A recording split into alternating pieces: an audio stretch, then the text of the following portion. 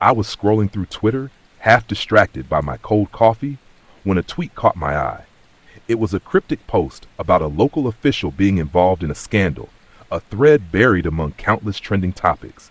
It didn't seem like much at first, but as a journalist, I knew how important it was to chase down leads, especially those that seemed too wild to be true.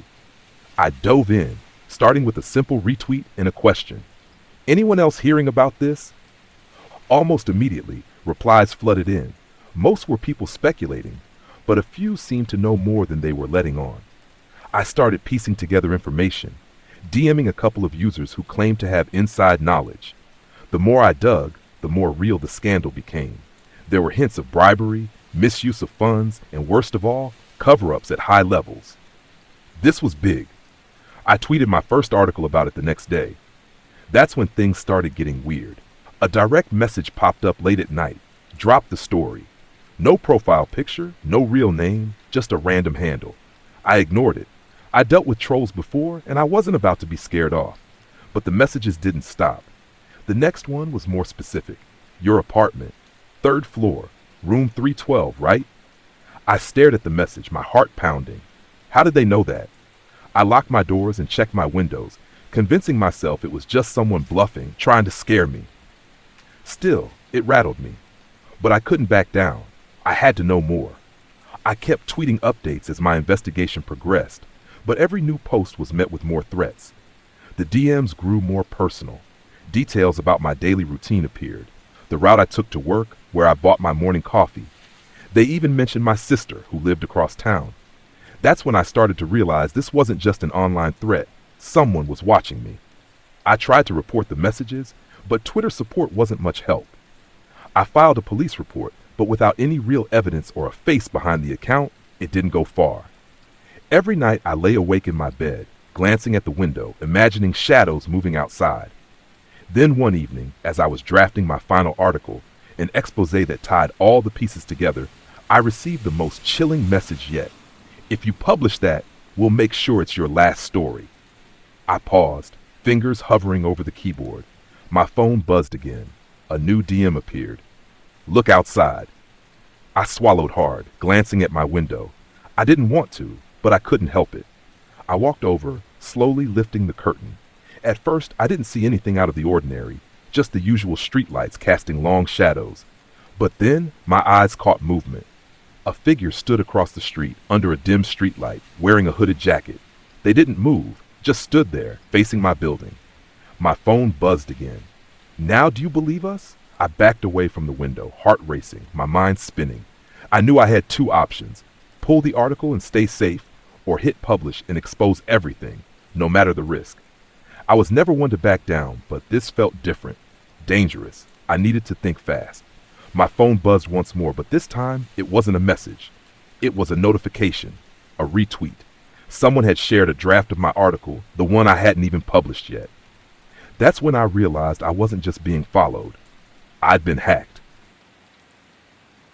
My stomach dropped as I stared at the screen. The draft of my article, the one I hadn't even shared with anyone, was now public. My mind raced. How could this have happened? I quickly checked my email, my cloud storage, everything looked fine.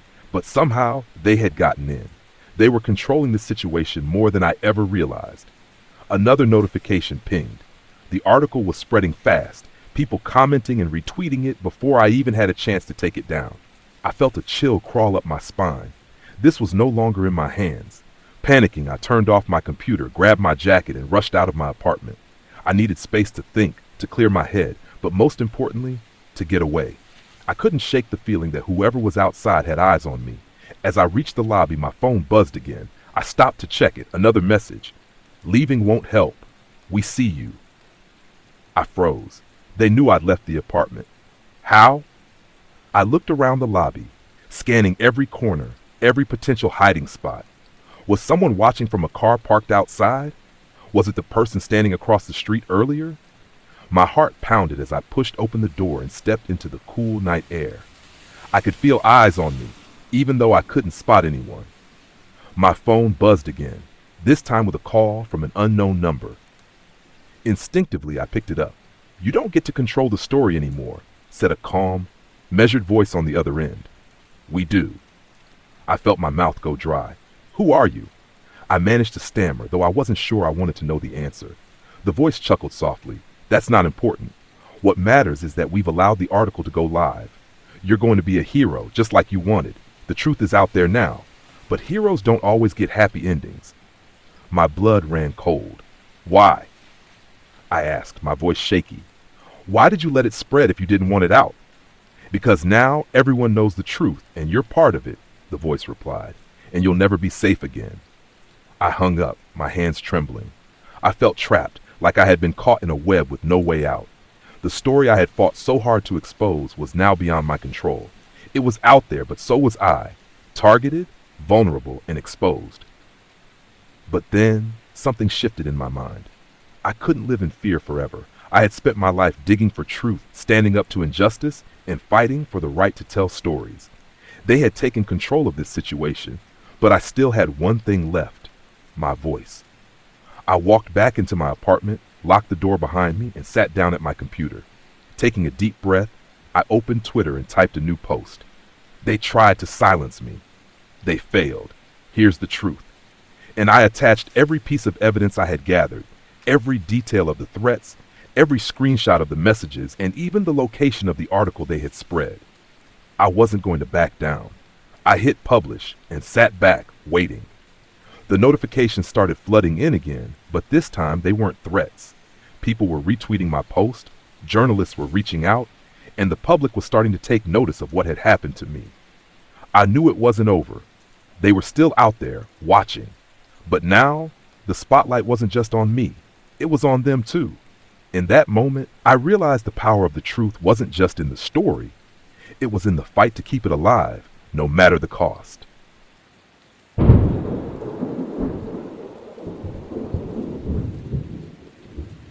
It started like any other Twitter argument.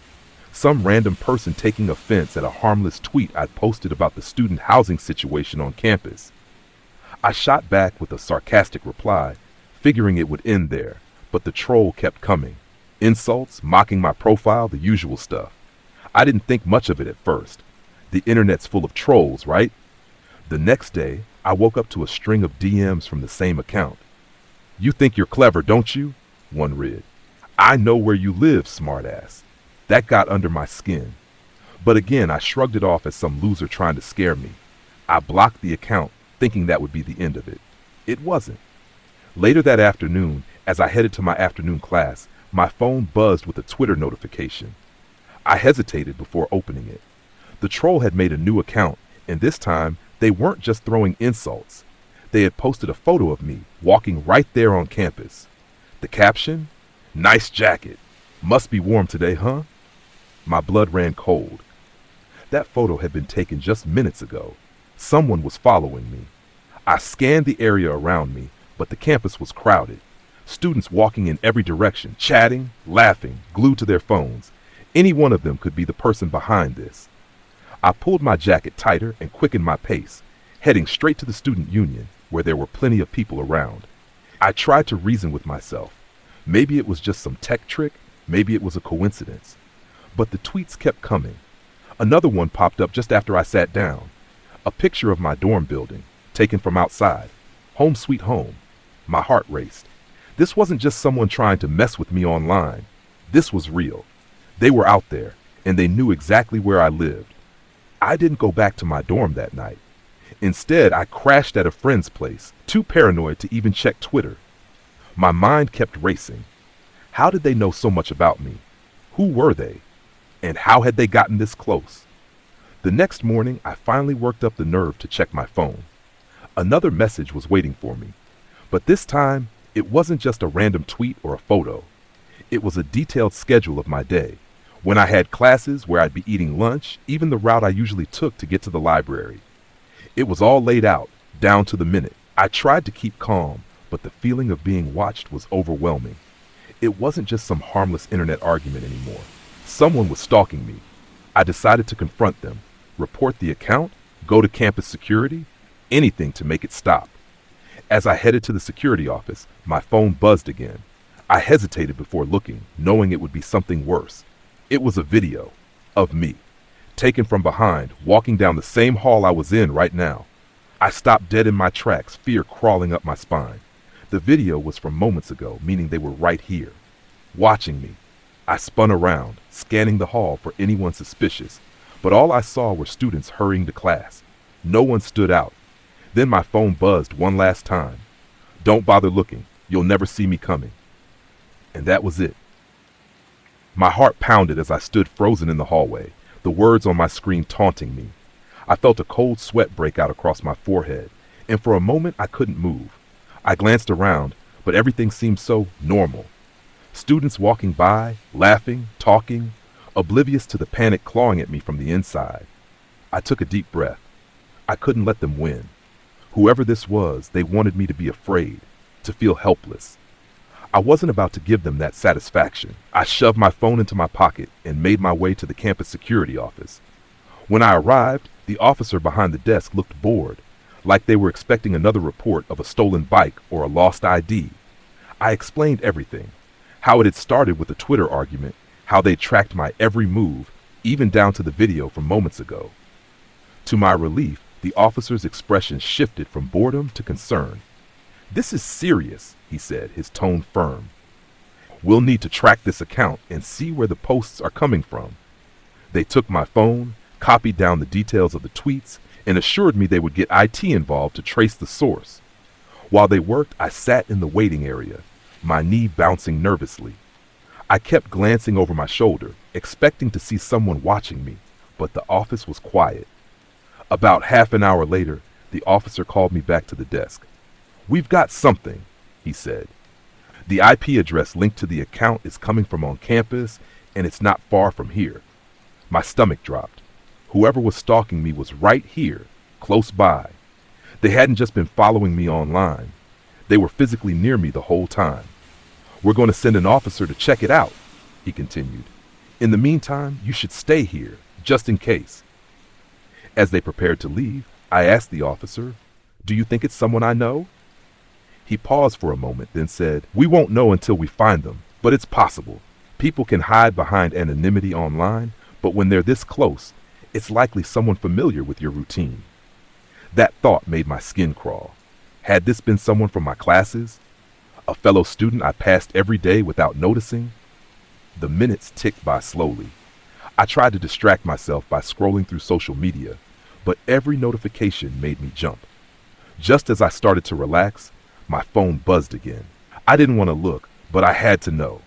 I opened Twitter, a new tweet, "Getting warmer." I felt a chill creep up my spine. They knew I was in the security office. Whoever this was, they were watching the whole time. Before I could panic, the door opened, and the officer returned with a grim expression. "We found them," he said. "It's someone you know." He motioned for me to follow, and my mind raced with possibilities. Was it a classmate? A neighbor? We walked across campus until we arrived at one of the older dorms, where a police car was parked. The officer led me inside and down a narrow hallway until we reached a door that looked like any other. He knocked, and after a moment, it opened. My stomach flipped as I recognized the person standing in the doorway. It was Tim, my friend. The same guy who had helped me move in, who I'd hung out with almost every weekend. I stood there in shock, my mind unable to process it. Tim looked embarrassed, shifting awkwardly in the doorway. He didn't say anything at first, and I finally broke the silence. "Why?" I asked, my voice barely above a whisper. Tim sighed, rubbing the back of his neck. "It started as a joke," he muttered. "After we got into that Twitter argument, I thought it'd be funny to mess with you. But then, I don't know. I guess it got out of hand." "Out of hand?" I repeated, anger rising in my chest. "You've been stalking me, posting pictures, following me around campus. You made me feel like I was in danger." He looked down, ashamed. "I didn't mean for it to go this far. I thought you'd figure it out. I didn't think you'd be this scared." I couldn't believe what I was hearing. My own friend had been the one terrorizing me for days. And for what? A twisted joke? The officer stepped in, placing a hand on Tim's shoulder. "We're taking him in for questioning," he said. "There are laws against this kind of behavior. He'll face consequences." As they led Tim away, I stood there, still trying to wrap my head around everything. The fear, the paranoia, it was all because of someone I trusted. someone who had been right beside me all along. I watched as they put him in the police car, my emotions swirling. Relief, anger, and sadness all collided at once. But at least it was over. Tim had been caught, and I could finally feel safe again. As I walked back to my dorm, I couldn't help but wonder if I would ever be able to trust anyone the same way again.